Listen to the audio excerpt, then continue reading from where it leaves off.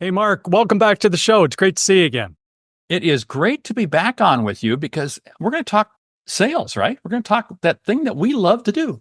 Well, you know what? I was going to talk hockey, but if you'd like to talk sales, let's go with sales. I mean, the name of the podcast is The Selling Well. So I'm sure hockey's going to find its way in here somehow, Mark, but let's start with sales. And boy, it's an exciting couple of weeks for you. You've got Outbound with you and a couple of other great guests of our show, by the way, run Outbound. Maybe you can tell us a little bit, the audience a little bit about that. By the time they hear us, Outbound will be over, but it's a pretty exciting event. It is a pretty exciting event, and Outbound is just that. It's, hey, you know what? Outbound selling, you can do that. And it's prospecting, pipeline, and productivity. If you think about it, so many salespeople sit around and wait for the phone to ring. Yeah. Wait for the email to, oh, wow, I got business. And we're all about how do you create business? Why be a rain barrel when you can be a rain maker? That's what Outbound is all about. So Nice. you talk about putting 400 or 500 people into a room who are excited. Oh, wow. The energy is over the top because everybody's focused on outbound selling, which that's what selling is all about. If you're just dealing with inbound, that'd be the customer service show. This is the selling show. So, yeah. Well, bravo. I mean, if you were to believe some of the internet platitudes today, folks saying outbound is dead, it's just so completely wrong. But this is part of the challenge, I think, in professional sales today. There's a lot of these platitudes or catchphrases on various different parts of social media. But those of us who have dedicated a good portion of our career to this or turned around multiple different sales organizations, this is what you have to do to grow pipeline. You've got to reach out into the universe and create demand. So whether it's you or Jeb or Anthony Iannarino, all of the folks at Outbound, pretty much everybody's been on our show. You all believe the same thing, and I'm right there with you. Even when we just start this, I always get the energy and enthusiasm talking to you, Mark, also reading your books. Briefly, what kind of initially drew you into the excitement of professional B2B sales? And after this tenure, you and I have kind of the same tenure here. How do you keep that energy and enthusiasm going for it? The enthusiasm is very easy because I don't sell. I don't sell. I help people. I help people. Selling is just the medium I've chosen to help people. So that's what enthuses me every day. It is not, hey, I love closing the sale. And in fact, no, I don't like closing the sale because I'd rather open the relationship, but that's a separate deal. But here's the situation. Selling is purely about helping people. And if that doesn't excite you when you wake up in the morning, you need to go find a different job or maybe go find a different planet. Because again, sales, my definition of sales is the same definition I have for leadership. It's helping others see and achieve what they didn't think was possible. Think about that. That's what it is. We just help others see and achieve what they didn't think was possible. That's pretty cool. Oh, it's such an important mindset. And I think for so long, that mindset of getting away from pitching or trying to cajole or all of that silliness and just helping somebody achieve this desired business outcome, this tends to be the nature of sales today. And we had Daniel Pink on the show a little while back. And at the end, I said, what do you see happening with sales? And he said, listen, Mark, your listeners know this, but today, B2B sales is management consulting. And for 30 or 40 years, management consultants have walked into offices to talk to the most senior executives at the largest companies in the world. They have no product to pitch. Have conversations about the outcomes that those organizations want, and then they figure out how to get those outcomes, how to take them to that better future. So what a great definition you've got. But when we think about, this mindset shift, I know you do a lot of work in this space. With this very competitive nature of B2B sales for all of us today, and it is competitive, how do you recommend that salespeople maintain kind of that resilient mindset? We've been through a few things here over the last 5 or 6 years. What are some of the suggestions you make when you're working with all of the teams that you work with, Mark, about maintaining that competitive, resilient mindset? Yeah, you know what? I want to pick up on what Daniel Pink shared in terms of what we are in B2B because I firmly believe in that. My goal in B2B sales, and actually B2C also, is to be my customer's R&D department. What do I mean by R&D? Research and development department. In other words, it's my duty, it's my job to bring to you ideas that you had not been thinking about. You had that weren't even on your radar screen. Now, to allow me to do that, I've got to understand who your customers are. See, one of the challenges in B2B sales is that we have to understand the upstream and the downstream. The upstream, what are all those supply chain issues that are impacting? And supply chain issues might be just employee retention, might be just keeping employees there, but it could be all those things that maybe you provide. But why? Because the customer ultimately has another customer. They're going downstream. Yes. And who are their customers? When I can understand their customers as well or better than they understand their customers, wow. Here's the whole thing. And I picked this up on a podcast I was listening to the other day. I can't remember what it was, but it says, create a solution, you create profit. Think about that for a moment. Create a solution, you create profit. Like it. Yeah. So really all we have to do is help our customers create a solution for many times a problem that they may not even know existed. And it goes back to my definition of sales. Well, when you think of so clear and so powerful, create a solution, you create profit. I've always thought, Mark, that, when you win deals, the sales team or the organization that wins the deals, I think it's when the client believes they understand, that sales team understands them better than somebody else.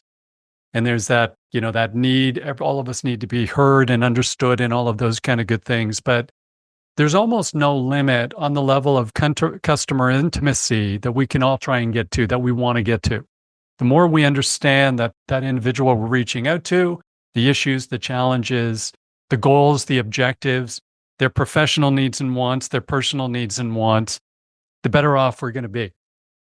And, even saying that aloud, a lot of that came a long, long time ago when I had a beautiful long head of hair with Miller Hyman in the late 80s. I mean, thinking of the personal, professional needs, consensus buying, all of that kind of stuff it was so very good. If I think back to 1990, which is 35 years ago, why is it today that we're still talking about these same things in professional B2B sales? Every once in a while, I have this thing that says, boy, why is it taking us so long to get it? Well, I think it taking us so long to get it because we get confused by the shiny object. The shiny object right now is AI. AI. Yes, that's the next one. Yep. AI can do everything for us. And my feeling is this. AI is the yin. We have to be the yang. It's the yin-yang thing. And everybody is so focused on what can AI do and can AI expedite this part of the process and do this and do this. And I think in so doing, it's craving the need for that intimate relationship that you mentioned earlier. And this is what's so valuable because people want to be heard. They want to be understood. And the problem is AI throws all this stuff at you. Great. Nothing wrong with it. Okay.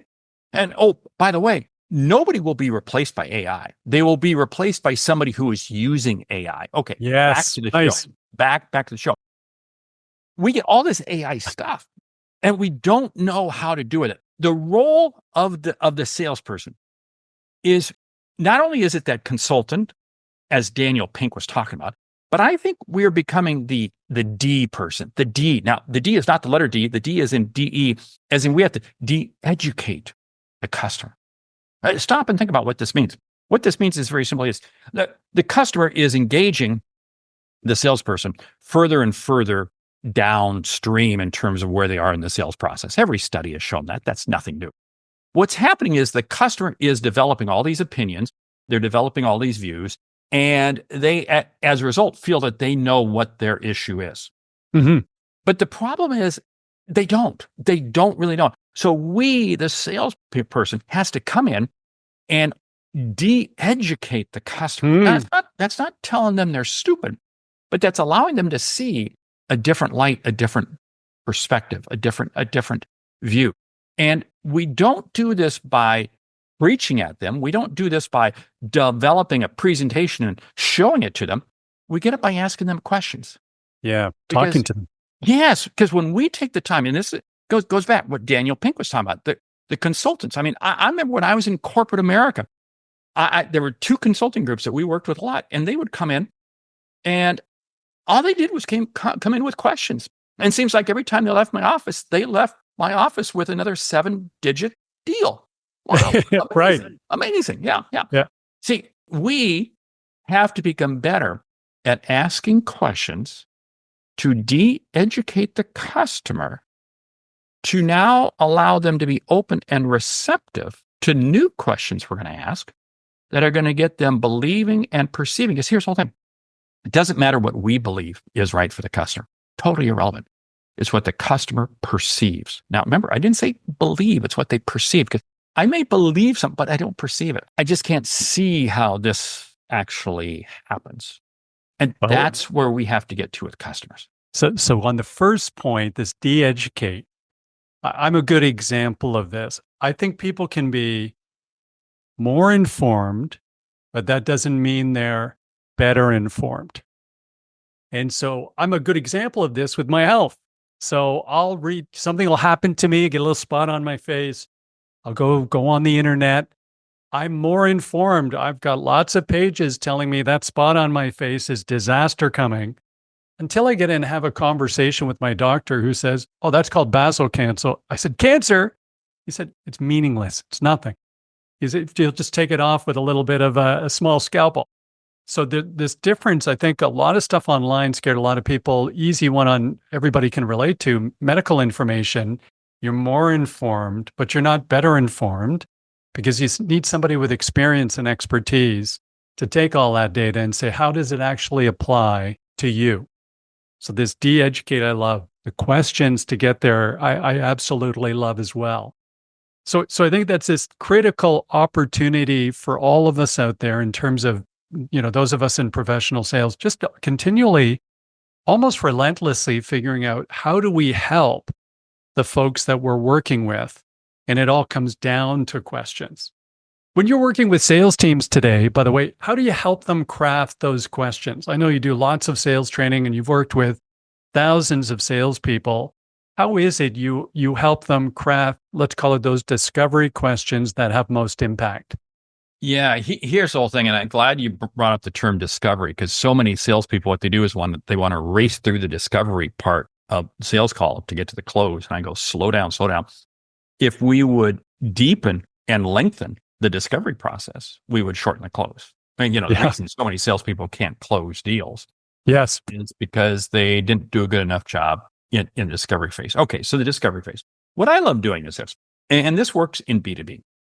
I'm going to first begin with a question relative to the industry. Relative to the industry, I'm not going to come in and try to get very specific, hone in on them. I want to talk about the industry. Why? Because I'm doing two things. One, I want them to feel and understand that I know something about their industry.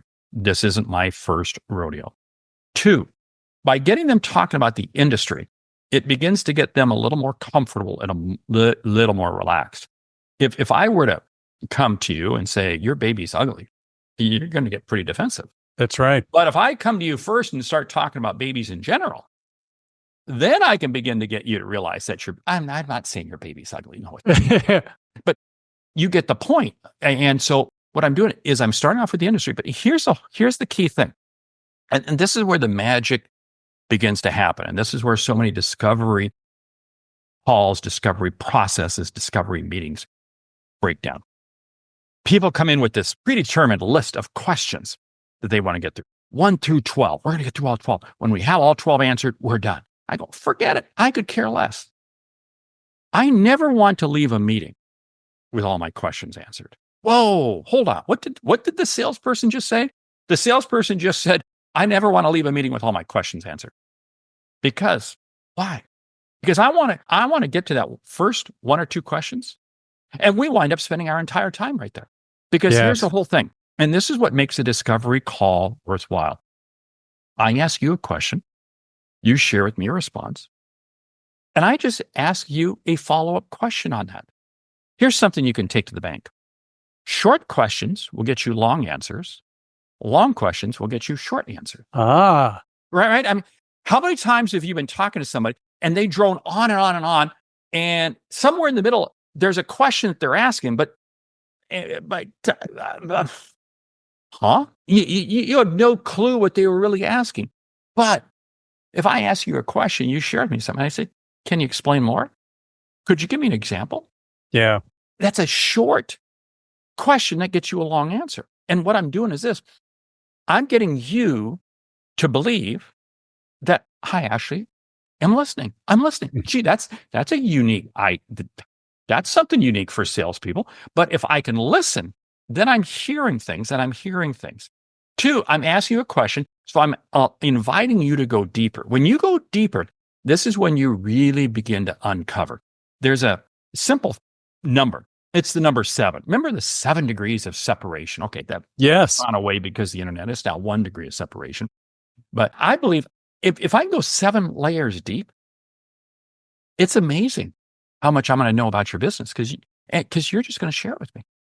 Now, can I go 7 layers deep on that first question? No, but I can go 1 or 2. Then I may ask another question. I may come back.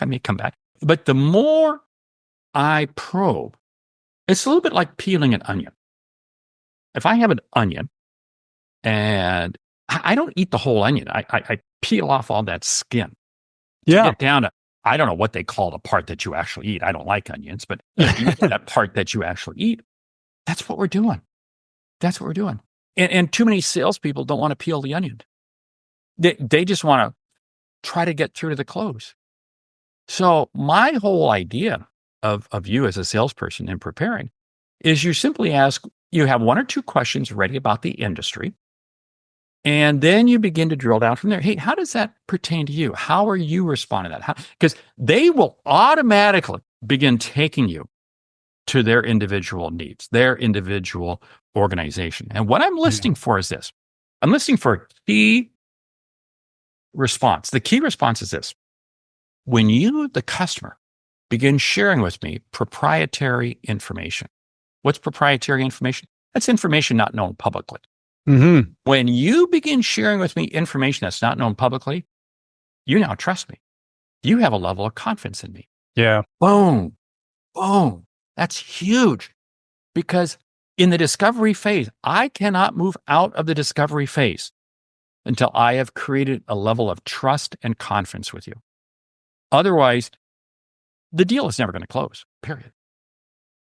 Well, there's a couple of great things to unpack there. One, just on that discovery phase, when we're coaching these days on sales process, Mark, we actually have a discovery phase, but the way we teach it is it's every stage of the process. Yeah, Because I think that investigation, that learning, it's not, hey, I started and I'm done. That type of discovery is what happens to me when I go to the dentist and the receptionist goes through a checklist to make sure I'm not allergic to penicillin.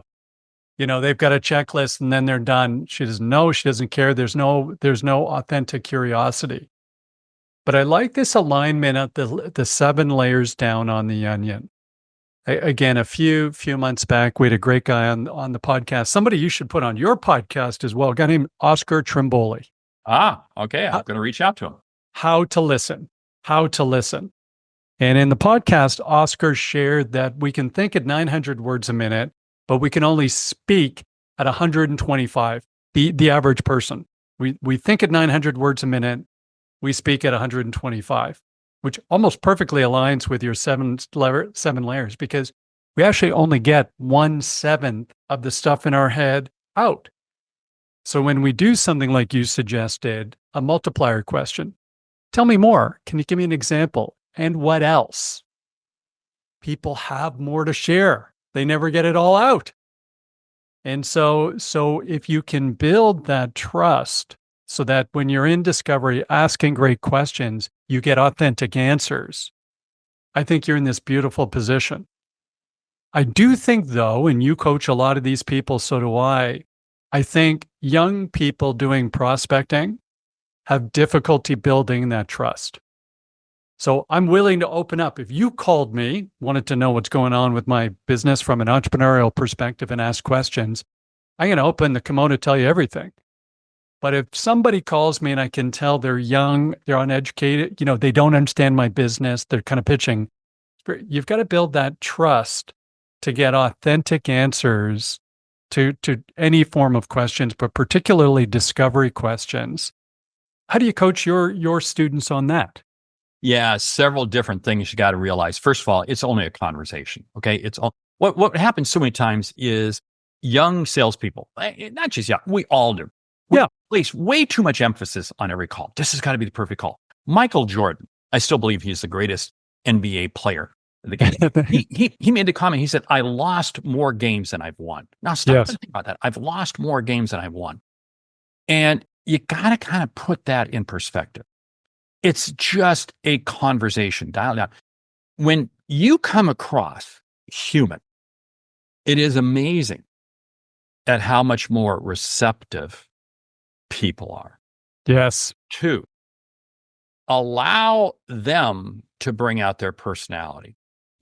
Back when we were pre-COVID, boy, that almost sounds like 18 lifetimes ago. It feels that way We always wanted to sometimes. make sure that if we were going to do a call, I don't know if Zoom even existed back then, but if video call, we had to make sure everything was just perfect. Yeah. It's amazing. I get on calls now, and we don't have it. We don't have a dog anymore. But when our dog used to bark, I used to go, "Hey, super sales dog, just closed another sale." Yeah, fantastic. And if somebody else's dog barked, it totally okay. Just relax. And when Yeah. you relax, it's amazing how the other person begins to come across. Here's a key thing. On every call, got to remember BAM fam, BAM fam, Bam fam. Bam BAM fam. fam. Book a meeting from a meeting. With every call, I'm on the phone with you. I have to create a CTA, a call to action. But you know what's funny? Too many salespeople don't do that. So Right. I just go BAM fam, BAM fam, BAM fam. Book a meeting from a meeting. You just simply book the next step. And that next step is just going to be to follow up on one thing that you shared with me. That's it. But here's where young salespeople go off the rails. So many times it's because their compensation programs. Their compensation program is to get to the demo, and then we'll use a tech company. They're going to have the engineer and the engineer and oh, that is a big mistake, because all the engineer wants to do is prove to everyone how smart they are. Right. Not good. My whole goal is I don't want to race to the demo. And here's why. When I race to the demo, I don't know what it is that you're looking for. Right. Don't sit there. New salespeople don't sit there and say, well, if we get to the demo, we're going to show them and then they'll be able to tell us what they want. No. A confused buyer does not buy. Hello. You never go to the demo until you know exactly what it is, their challenge is. And then in the demo, you only show them that small little piece that is going to help them with that problem that they have. That's it. Don't show them. You guess what? You don't open up the kimono. Wow. That's yeah. Because here's the deal. My whole goal in sales is to simplify things. When I simplify it, everybody gets along a lot better. Yeah.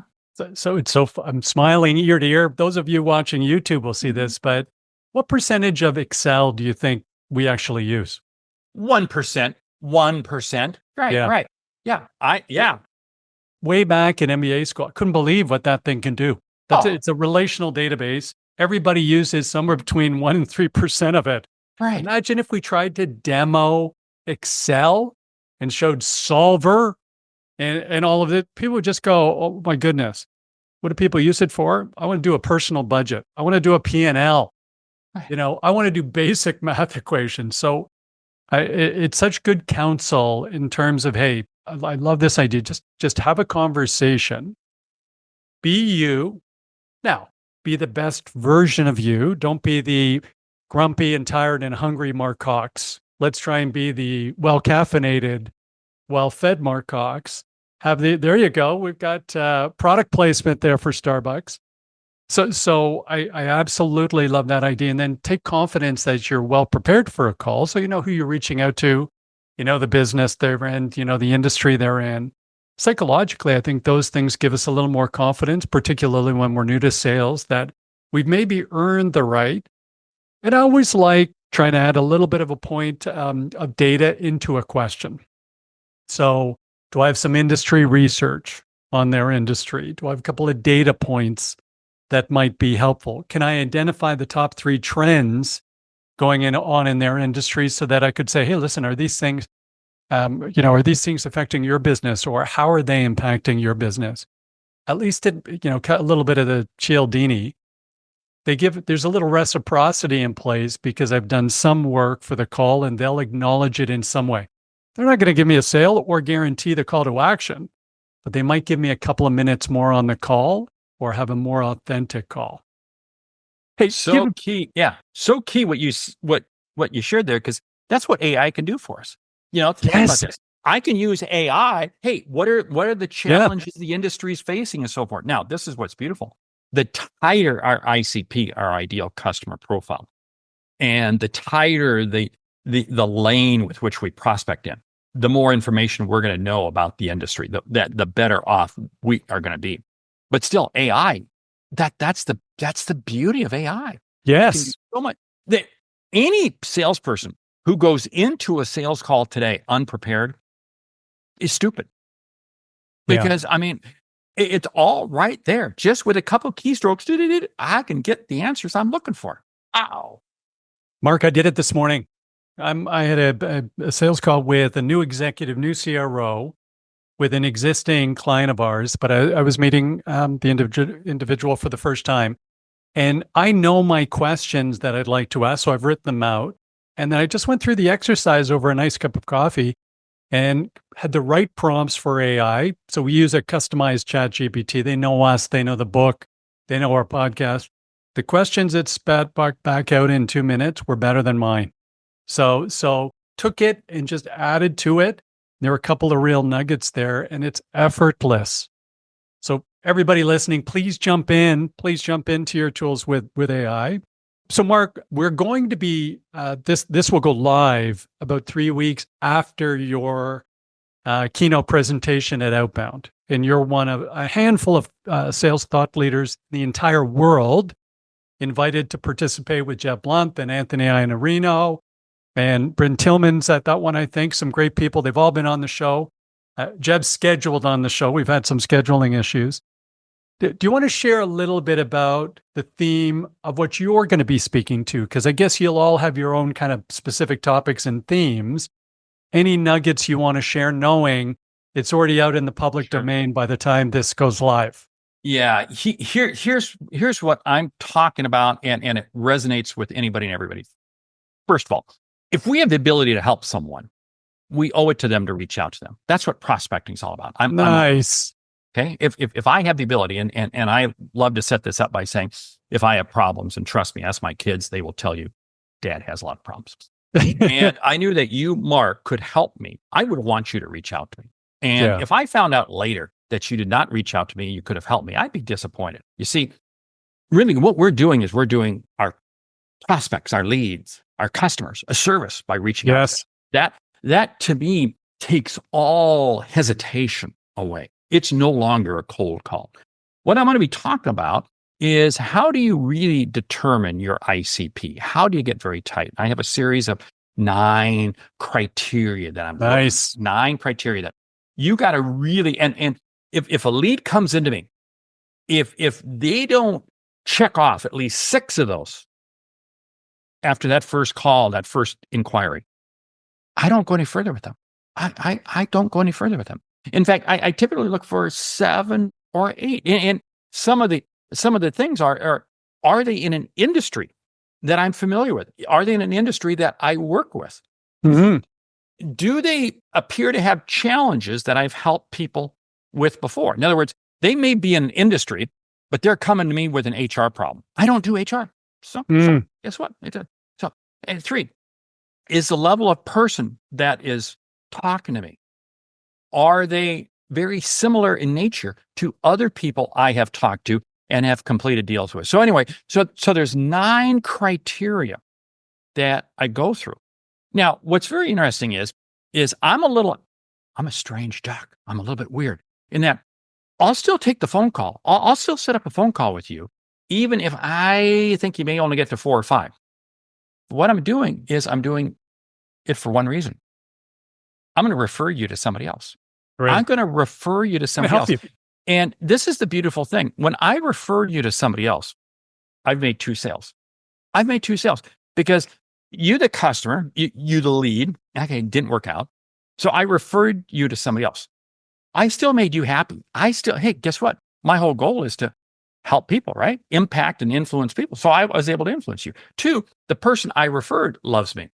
So guess Mhm. what? I've now got two people that are singing my praises out there. Not a bad gig. Not a bad gig. Yeah, it's So great. don't steer away from those. Take it, but refer it. And oh, by the way, the more people you refer, guess what? The more referrals you're going to wind up getting yourself. Yeah, it's a good approach. You're true to your values.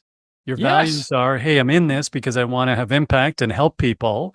Right. And I can't, frequently we would have had a conversation like that 6 years ago, 8 years ago with the business. And then it comes back. Suddenly somebody comes back to you and now they're running something material. Now they are your ICP. Yes. So Yes. I think this idea, but first of all, I think it's just a good karma out there, but I think it's just a great idea. So when we're running a podcast like this, of course, we're going to point to all the resources, Mark, for you. High profit selling, high profit prospecting, a mind for sales. That's what we talked about in our last podcast. We just read the book. But where does the sales hunter go for thought leadership, insight, knowledge? Obviously, you stay current with everything going on out there. You run your own podcasts, you listen to other podcasts. But for people out there always that have that growth orientation outside of reading your books and all that kind of good stuff, how do you stay current with what's going on? How do you keep that level of business acumen and knowledge for our discipline, up to snuff? What do you do? Yeah. First of all, sales is not a solo activity. Sales is a team sport. So I want to surround myself with as many brilliant people. We become the sum of the five people we associate with. Uh, Yes. that line first was said years ago, but it absolutely applies. Here's the deal. I am a voracious reader currently. I just happen to have this book, We've seen that book before. Selling Thank you for putting by that in the Mark camera. Cox. Yes, thank you. Reading that one. I listen to podcasts. I spend time on LinkedIn. I follow the thought leaders on LinkedIn, and I'm just constantly curating ideas in my head. I'm constantly. Here's something magical. Top performers. Top performers never go into any situation without a sense of, I'm going to learn something here. I am Mm. going to learn something here. And when you go into any conversation, any podcast, anything that you listen to, anything with the attitude, I'm going to learn something, it's amazing at what you learn. Yeah. I'm currently binging right now on a podcast called Acquired.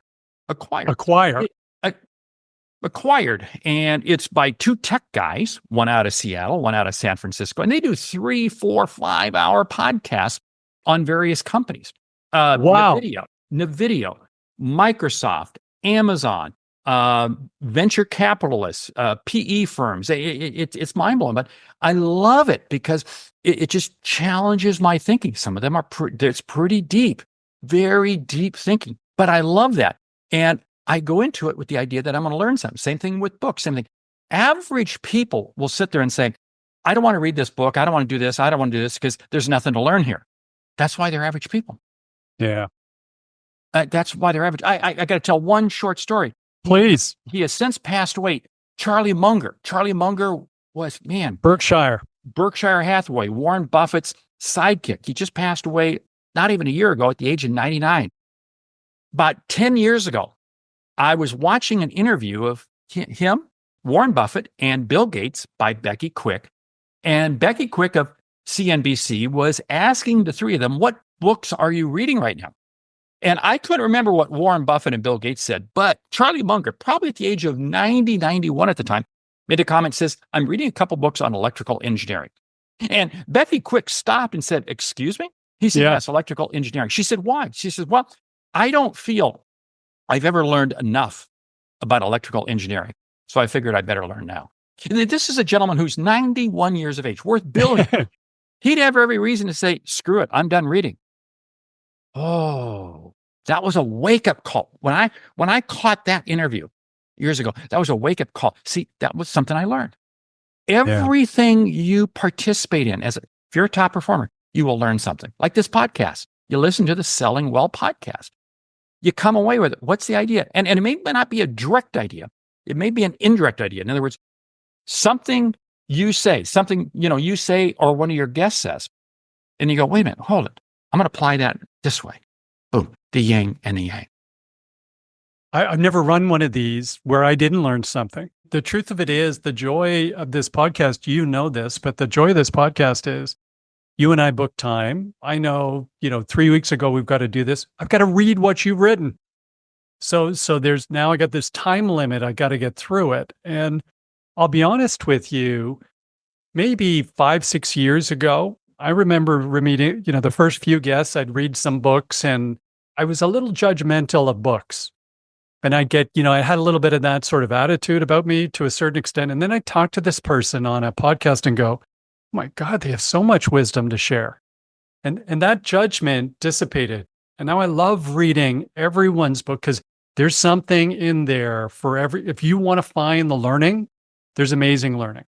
There are textbooks, that I've read. Frank Cespedes from Harvard's written 9 of them, Aligning Strategy and Sales. That's a textbook. And it's dynamite. But there are other ones that are much simpler, very short books, but have great nuggets of insight knowledge in there. And that's, by the way, if you're a professional athlete or something, you're always trying to glean that 1%, that 0.5%. How do I shoot slightly different? How do I tape my stick? Okay, what am I going to do when the guy comes around the net? All of these things, it's just this 1%, but boy, does it compound. We knew we would get to hockey night in Canada. We had to. We had to. Hey, you know what though? That brings up probably the best sales book, Atomic Habits by James Clear. Oh, fantastic! But isn't Atomic Habits by James Clear so awesome? Because it's about that 1%. It's about those little things that you just repeat.